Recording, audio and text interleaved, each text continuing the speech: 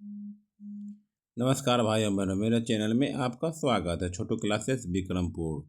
इस चैनल को like share share subscribe like share comment कर दीजिए प्लीज़। अरिहंत का एनसीईआरटी नोट्स बुक सामान्य विज्ञान क्लास 6 से 12 तक ओल्ड और न्यू दोनों मिला हुआ है। ठीक, आइए विषय सूची। फिजिक्स भौतिकी विज्ञान, ये अध्याय एक वीडियो में ओल्ड टू और इसको अपलोड कर दिया, जाके देख लीजिए। ठीक है। और अध्याय 2 का गति का, ये तीनों एक वीडियो में अपलोड किए हैं। फिर ये दोनों एक वीडियो में अपलोड किए हैं। फिर ये दोनों 3 वीडियो बना हुआ है गति का, जाके देख लीजिए प्लीज। ठीक, थैंक यू। अब चल अध्याय 3 में चलना है। ठीक, देखिए अध्याय 3, बल तथा न्यूटन के गति विषयक नियम। बल तथा न्यूटन के गति के विषयक नियम अभी पढ़ेंगे। बल, जड़त्व, ठीक है, न्यूटन के गति के विषयक नियम तीनों पढ़ना है पहले भी। ठीक है, चलिए धन्यवाद।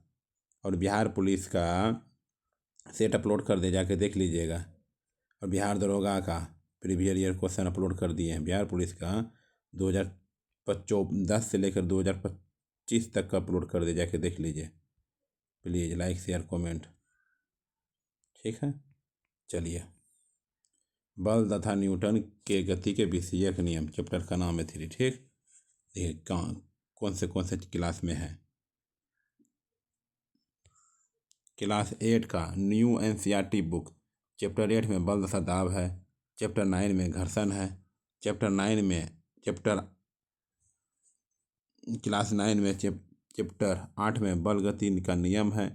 चैप्टर 11 में गति के नियम है। ठीक है, इतना है इम्पोर्टेंट। चलिए,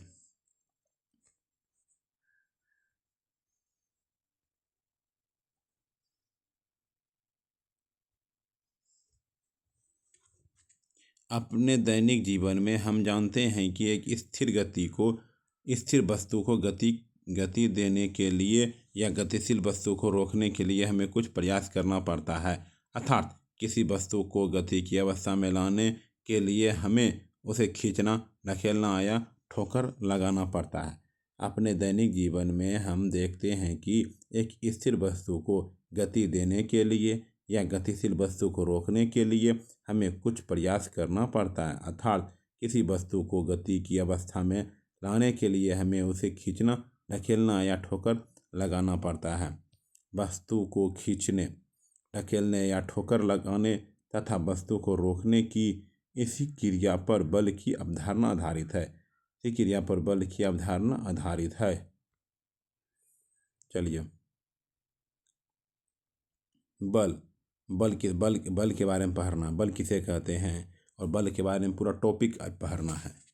वह बाह्य कारक धक्का की खिंचाव को जिस पिंड के रूप में वह आकार या स्थिति में परिवर्तन कर सकता है, बल कहलाता है। बल किसे कहते हैं? वह बाह्य कारक धक्का खींचो या ढकेलो किसी पिंड के रूप या आकार की स्थिति में परिवर्तन कर सकता है, उसे बल कहते हैं।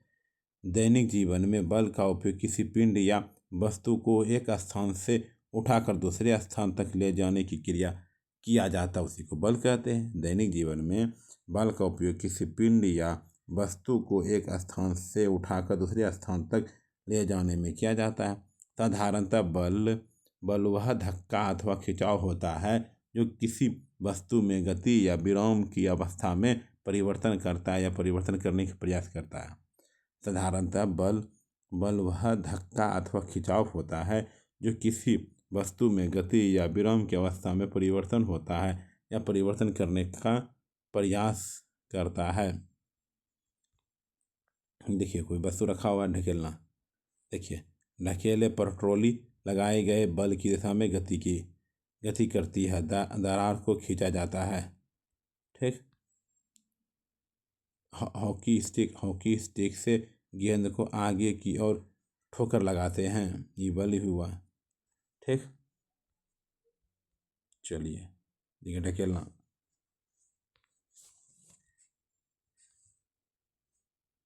बल एक सदिश राशि है। बल एक सदिश राशि है और इसका SI मात्रक न्यूटन बल एक सदिश राशि है, इसका एसआई मात्रक न्यूटन तथा सीजीएस मात्रक डाइन होता है।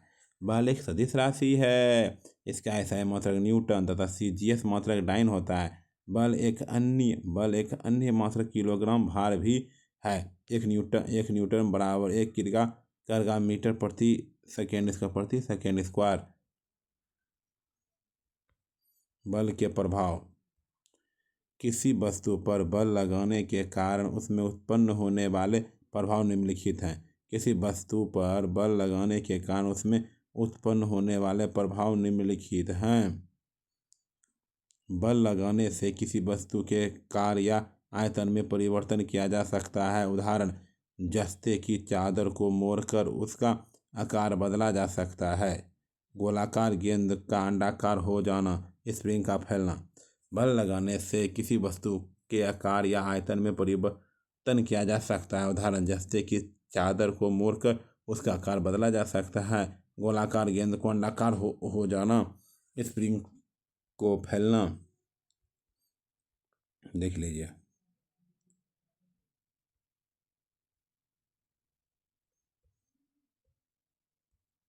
किसी स्थिर वस्तु पर बल लगाने से वस्तु गतिमान हो जाती है। किसी स्थिर वस्तु पर बल लगाने से वस्तु गतिमान हो जाती है। उदाहरण, रोलर को धक्का देकर गतिशील किया जा सकता है। इसी प्रकार गतिमान वस्तु पर गति की विपरीत दिशा में बल लगाने पर उसे विरामावस्था में लाया जा सकता है। इसी प्रकार गतिमान वस्तु पर गति की विपरीत दिशा में बल लगाने पर उसे विरामावस्था में लाया जा सकता है। अतः बल लगाने से वेग में परिवर्तन किया जा सकता है। बल किसी वस्तु की दिशा बदल सकता है। उदाहरण, फुटबॉल पर ठोकर मारकर पर उसकी गति की दिशा में बदला जा सकता है। उसकी गति की दिशा को बदला जा सकता है। ठीक। चलिए, आइए बल के प्रकार क्या है। एनसीईआरटी नोट्स सामान्य विज्ञान। चलिए, बल के प्रकार।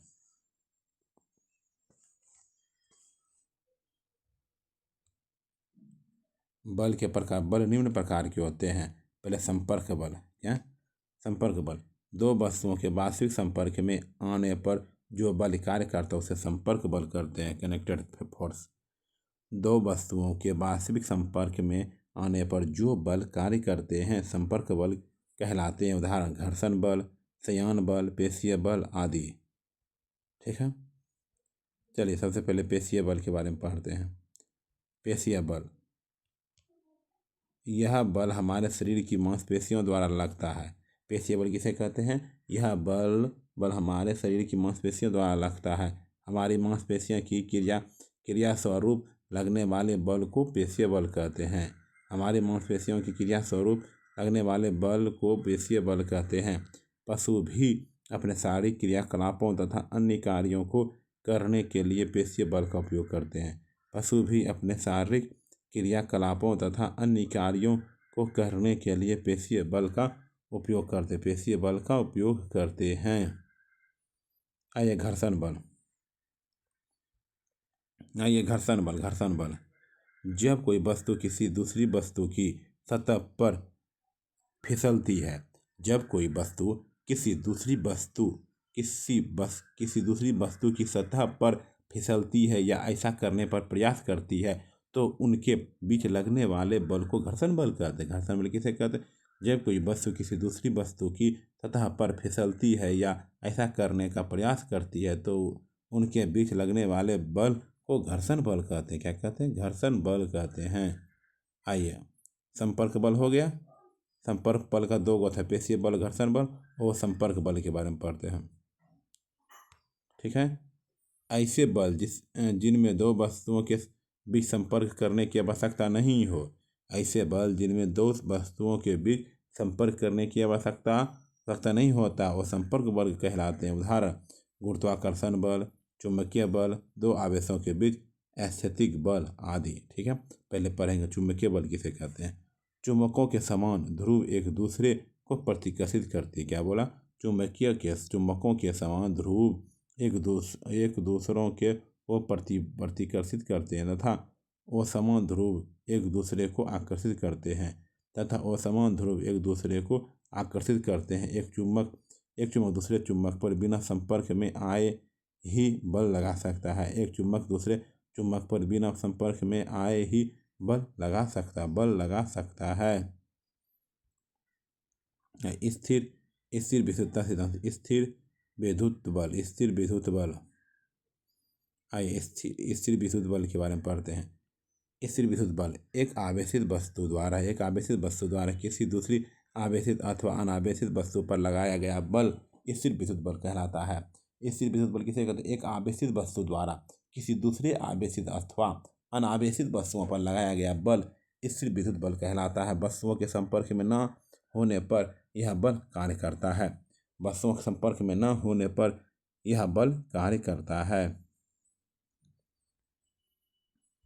गुरुत्वाकर्षण बल। वस्तुएं पृथ्वी की ओर पृथ्वी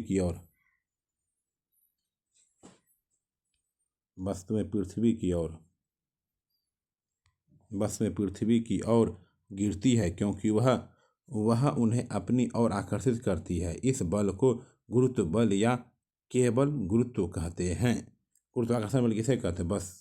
वस्तुएं पृथ्वी की ओर गिरती है क्योंकि वह उन्हें अपनी ओर आकर्षित करती है। इस बल को गुरुत्व बल या केवल गुरुत्व कहते हैं। यह एक आकर्षण बल है। यह क्या है? आकर्षण बल है। गुरुत्व बल प्रत्येक वस्तु पर लगता है। गुरुत्व बल जो है प्रत्येक वस्तु पर लगता है। गुरुत्व बल के कारण ही नदियों का पानी नीचे की ओर बहता है। गुरुत्व बल के कारण ही नदियों का पानी नीचे की ओर बहता है। ब्रह्मांड में सभी वस्तुएं छोटी व बड़ी अन्य वस्तुओं पर बल लगाती है, तब यह आकर्षण बल गुरुत्वाकर्षण बल कहलाता है। ब्रह्मांड में सभी वस्तुएं छोटी या बड़ी अन्य वस्तुओं पर बल लगाती है, तब यह आकर्षण बल गुरुत्वाकर्षण बल कहलाता है। आइए नाभिकीय बल। चलिए नाभिकीय बल के बारे में पढ़ते पहले। प्रोटॉन और न्यूट्रॉनों के बीच लगने वाला आकर्षण बल नाभिकीय बल कहलाता है। प्रोटॉन व न्यूट्रॉनों के बीच लगने वाला आकर्षण बल नाभिकीय बल कहलाता है। यह सबसे शक्तिशाली बल होता है। नाभिक के स्थायित्व के लिए यह बल उत्तरदायी है। नाभिकीय बल लघुपरास बल है। आइए संतुलित बल के बारे में। यदि किसी वस्तु पर एक साथ दो या दो से अधिक बल कार्य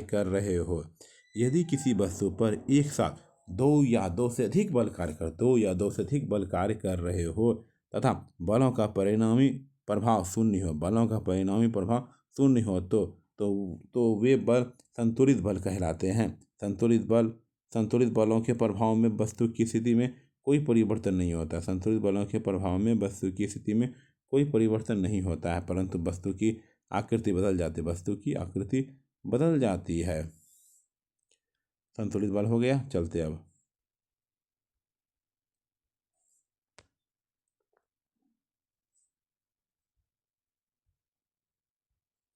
उदाहरण। यदि एक गुटके को दोनों ओर समान बल लगाकर परस्पर विपरीत दिशा में ले जाया जाता है, तब गुटके को कोई गति नहीं होता है, अतः गुटके का लगा बल संतुलित बल कहलाता है। और संतुलित बल के बारे में। यदि किसी वस्तु अथवा निकाय पर लगे हुए बलों का परिणामी बल शून्य नहीं होता है, यदि किसी वस्तु अथवा निकाय पर लगे हुए बलों का परिणामी बल शून्य नहीं होता है, तो वे बल असंतुलित बल कहलाते हैं। असंतुलित बल द्वारा किसी स्थिर वस्तु को गति प्रदान की जा सकती है। असंतुलित बल द्वारा किसी स्थिर वस्तु को गति प्रदान की जा सकती है। किसी गतिमान वस्तु को रोका जा सकता है। उदाहरण। रस्साकशी में यदि एक टीम दूसरा टीम से अधिक शक्तिशाली हो तो वह रस्से तथा कमजोर टीम दोनों को अपनी ओर खींच लेती है। इस दशा में रस्से पर लगने वाला बल असंतुलित बल है। संरक्षित तथा असंरक्षित बल।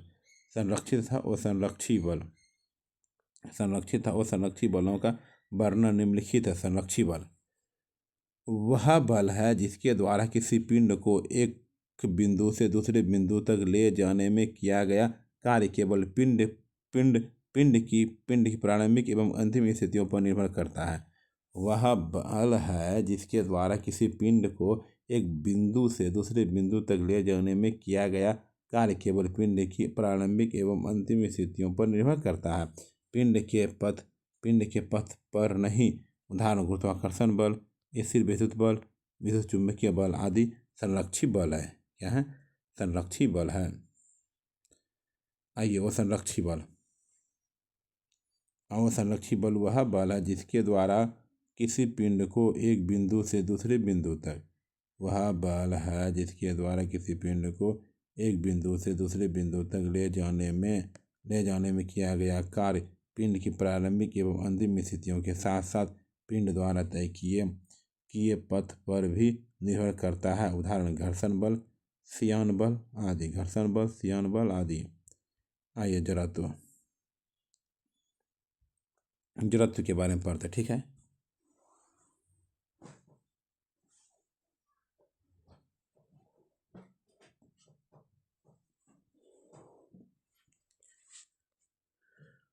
आइए जड़त्व।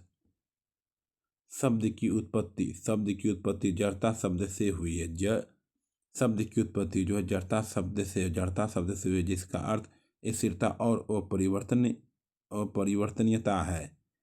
जड़त्व शब्द की उत्पत्ति जड़ता शब्द से हुई है, जिसका अर्थ स्थिरता या अपरिवर्तनशीलता है।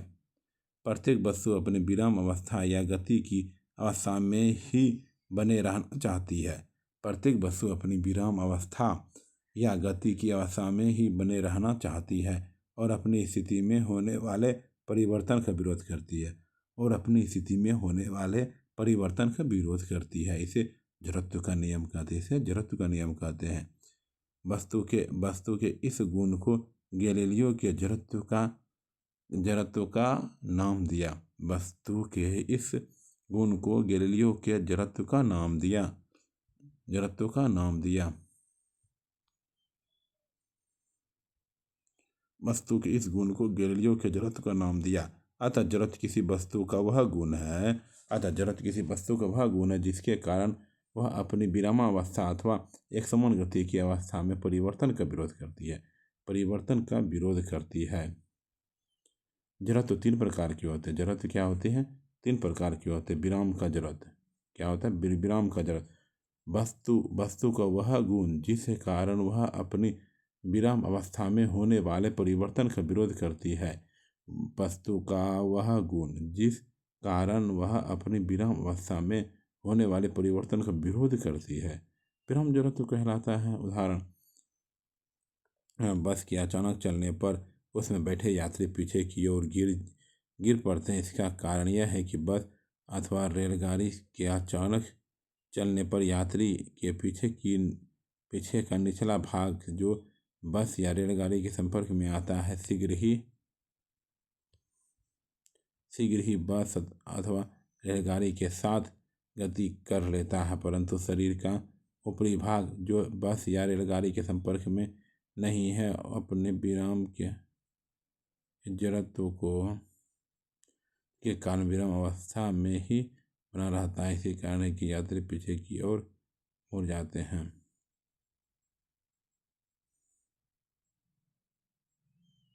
ठीक है।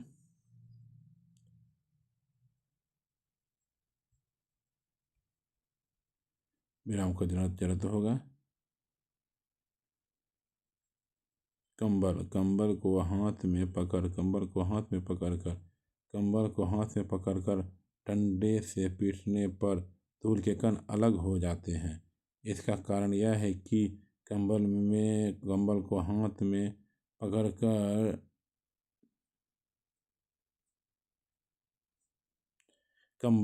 में पकड़कर डंडे से पीटने पर धूल के कण अलग हो जाते हैं। इसका कारण यह है कि कंबल को हाथ में पकड़कर डंडे से पीटने पर कंबल में गति उत्पन्न हो जाती है। धूल के कण विराम के जड़त्व के कारण अपने स्थान पर ही रहते हैं और कंकाल से अलग हो जाते हैं।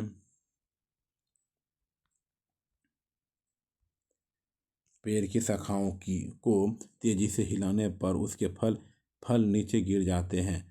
इसका कारण यह है कि पेड़ की शाखाओं को तेजी से हिलाने पर वे गति की अवस्था में आ जाती है, परंतु उस पर लगे फल विराम के जरूरत के कारण अपने स्थान पर विराम अवस्था में बने रहते हैं तथा गुरुत्वाकर्षण के कारण नीचे पड़ जाते हैं। गुरुत्वाकर्षण के कारण नीचे पड़ जाते हैं। गति का जड़त्व। गति का जड़त्व। गति का जड़त्व क्या है? गति का जड़ वस्तु का वह गुण जिस कारण वह अपनी एक समान गति में होने वाले परिवर्तन का विरोध करता है।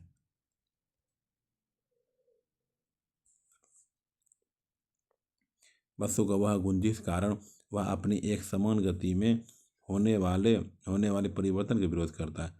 वस्तु का वह गुण जिस कारण वह अपने एक समान गति में होने वाले परिवर्तन का विरोध करती है। गति का जड़त्व कहलाता है।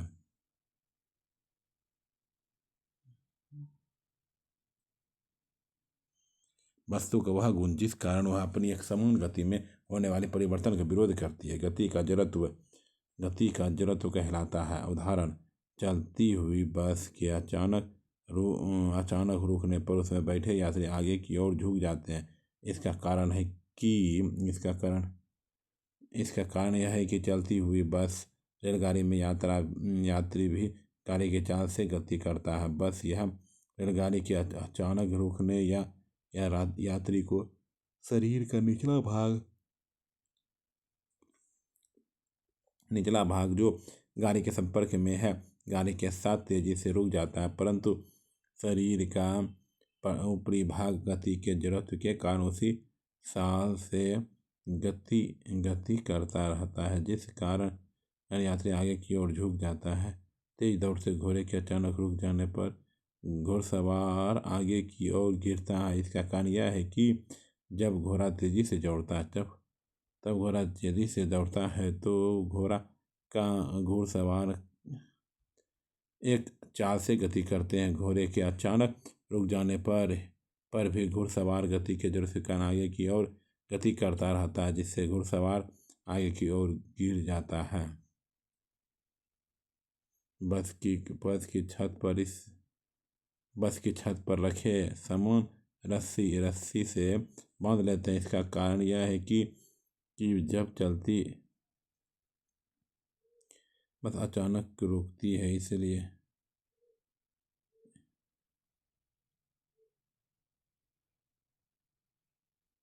इसका कारण यह है कि अब चलती बस अचानक रुकती है तो बस की छत पर रखा समान गति के जड़त्व के कारण आगे की ओर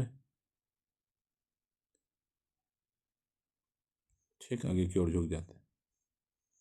आइए विराम का जड़त्व दो को पढ़ चुके थे। गति का जड़त्व पढ़े, विराम का जड़त्व, गति का जड़त्व और दिशा का जड़त्व। विराम का जड़त्व पढ़े ना, गति का जड़त्व भी पढ़ लिया। अब दिशा का जड़त्व पढ़ें। क्या पढ़ेंगे? दिशा का जड़त्व। वस्तु का वह गुण जिस कारण वह अपनी गति की दिशा में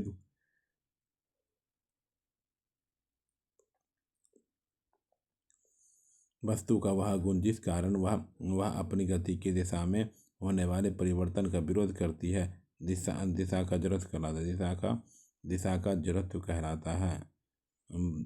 तेज गति से चलती बस किसी वर्गाकार मोड़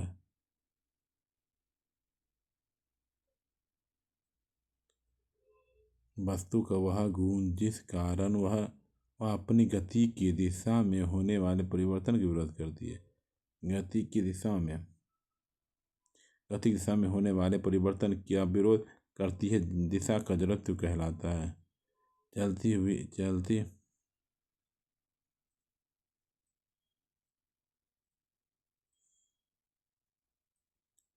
ठीक।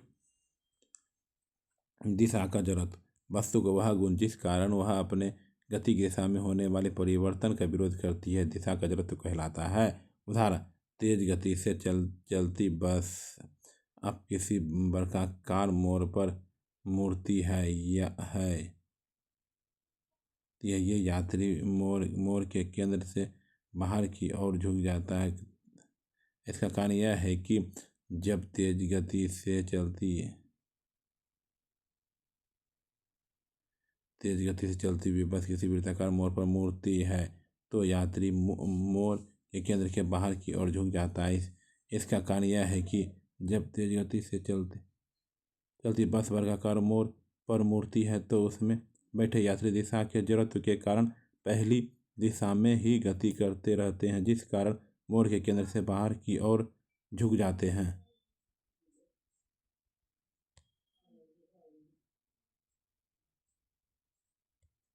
गाड़ी के टायर के संपर्क में आए कीचड़ के कणों से बचने के लिए मेडीगार्ड लगाए जाते हैं। इसका कारण यह है कि गाड़ी के टायर के संपर्क में आए कीचड़ के कण अपनी दिशा के जड़त्व के कारण अपनी संपर्क रेखीय चाल की दिशा में गति करते हैं तथा वाहन को गंदा करते हैं, जिससे बचने के लिए मेडीगार्ड का प्रयोग करते हैं। ठीक।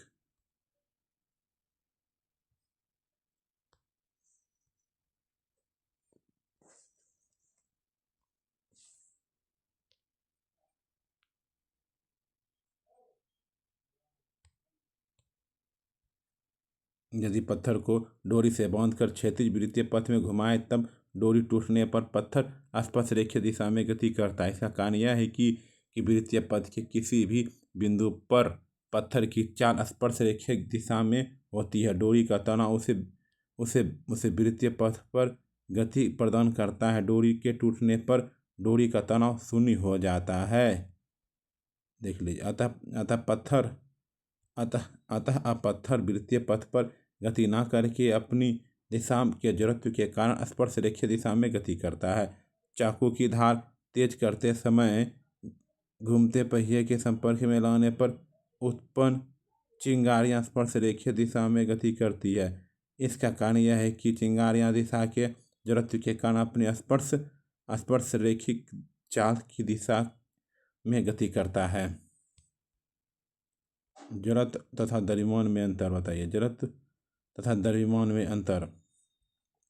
अधिक द्रव्यमान की वस्तु की विरामावस्था तथा गति की अवस्था में परिवर्तन करने के लिए अधिक बल की आवश्यकता होती है। अर्थात अधिक जड़त्व की वस्तु अपनी विरामावस्था अथवा गति की अवस्था में होने वाले परिवर्तन का अधिक विरोध करती है। अर्थात अधिक द्रव्यमान की वस्तु का जड़त्व अधिक होता है अतः द्रव्यमान जड़त्व की माप है। Thank you. अगले वीडियो में मिलते हैं। Subscribe, like, share, comment.